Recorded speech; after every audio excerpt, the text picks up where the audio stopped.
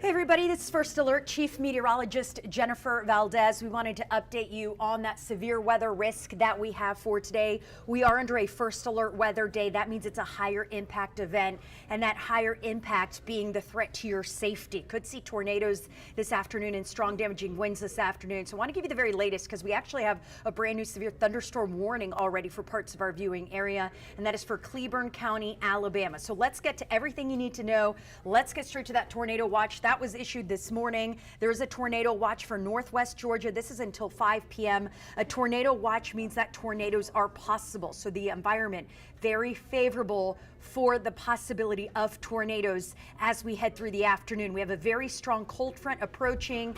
That cold front does have enough rotation with it, enough rotation in the atmosphere that tornadoes will be possible as that system moves in. You can see that line of storms just now entering far northwest Georgia, and it is along that line where I am expecting that highest, greatest risk of severe storms. In fact, we already have some severe storms along that line. So that first little area you see in far northwest Georgia for Walker County, Georgia, that is just outside of our viewing area, but that is what we call a destructive severe thunderstorm warning. This is not something we see very often at all here in North Georgia. And what it is not only a severe thunderstorm warning, but it is considered destructive severe thunderstorm warning. That's with winds of 80 miles an hour or greater. So just to put some perspective into that, an EF0 tornado is 60 to 80 mile an hour winds. So this is like straight line winds of 80 miles an hour, basically an EF0 tornado roaring through northwest Georgia. Although not a tornado, it is producing winds strong enough and as strong as a tornado. That particular severe thunderstorm warning is until 2:30, and again, that's for Walker County in Georgia, just outside of our viewing area, but just shows what is possible along this line, and very certainly what we could see over our area as the line moves in. Where we do have a severe thunderstorm warning, that is for Gwinnett County, Alabama, and that is for a storm moving in from Alabama closer and closer to the Georgia state line. That one also until 2:30.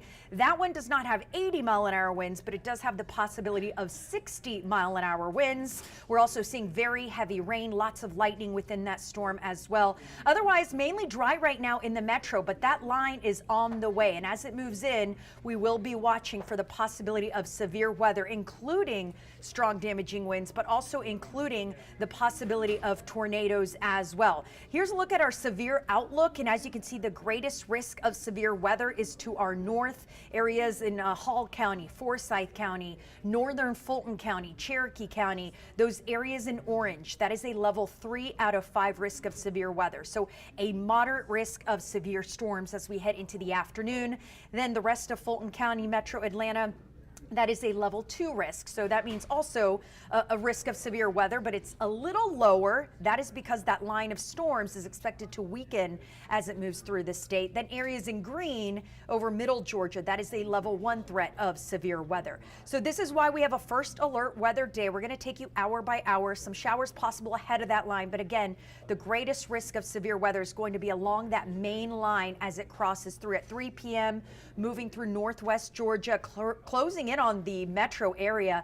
I expect the strongest storms in metro Atlanta sometime between 3, 4, 5, and 6 p.m. So that is going to be the timeline of when the strongest storms will be moving over metro Atlanta, 3, 4, 5, and 6. Then it continues to move through southeastern portions of the metro area, Clark, Oconee County to Jasper, Putnam around 5, 6, 7 p.m. and then it moves out. So if you have Friday evening plans, it is Friday.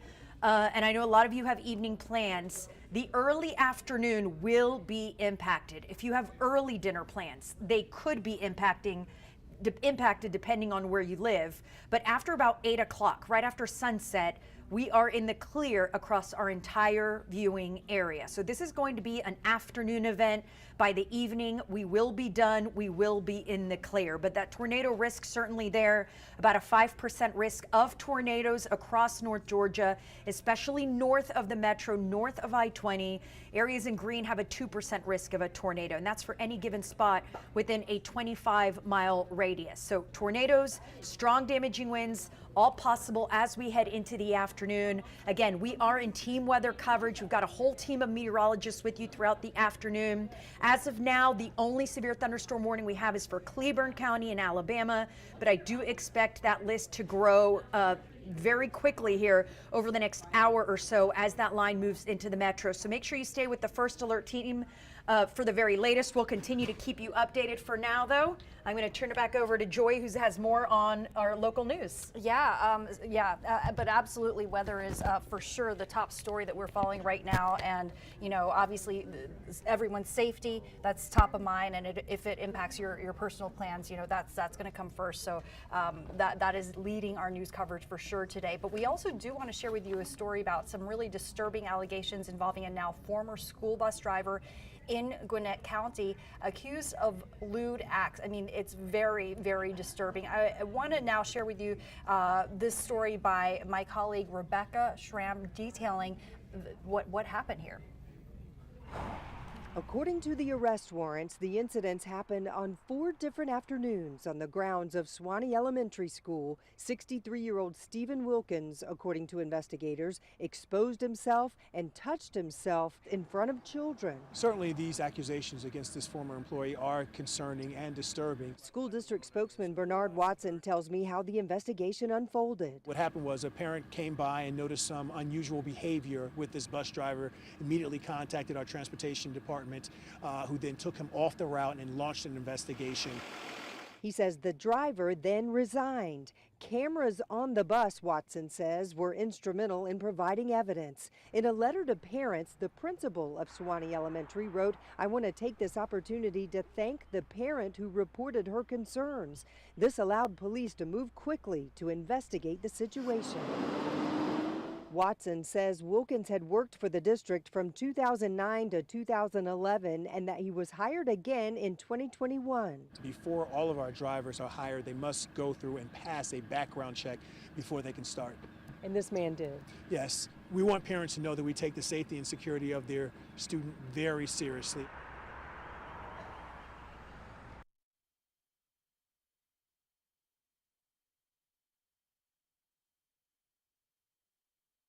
Sorry, a little technical thing I had to fix there. My colleague Rebecca Schramm with that story. Of course, we've been following the latest surrounding former UGA football star Jalen Carter. I just want to share with you this brand new video. These are the moments that former UGA star, former UGA star and NFL prospect, was booked into the Athens Clarke County Jail. Just as fast as he was booked, he was actually released. And again, he is facing misdemeanor charges of reckless driving as well as racing in connection to the crash that killed his teammate Devin Willock and team staffer Chandler LaCroix as well. Also want to show you this video. Carter was about 600 miles away from Athens and Indianapolis for the NFL Combine when he had to make the trek back here to Georgia. He was expected to be a top pick in this year's NFL draft. He still might be in spite of the charges that he's facing, but that is certainly something that is questionable at the moment and something we are going to be watching very closely. Also been following this story very closely as well. Buckhead's bid to become its own city. Well, it has failed. A legislation that would have given Buckhead residents the chance to vote on cityhood was rejected in the state Senate last night. This push saw a lot of resistance from businesses as well as even the governor's office. Governor Brian Kemp had raised concerns about whether this bill was even constitutional, in fact. We saw a similar movement fail last year as well. Supporters did hope that new leadership in the Capitol would see it through, but that did not work, so it does not appear that Buckhead will become its own city, at least not for now, but we're going to keep following that. So that's a look at some of your top stories around the metro Atlanta area. Of course, as Jennifer Valdez shared with you, weather is the top story right now. We are keeping our eyes to the sky. We encourage you to just, stay in touch with our various media outlets, whether it's traditional over-the-air broadcasts or right here on our over-the-top platforms and digital platforms as well, because there is the possibility for severe weather that our team is tracking very closely. We want to make sure that everyone stays safe. So have a great day.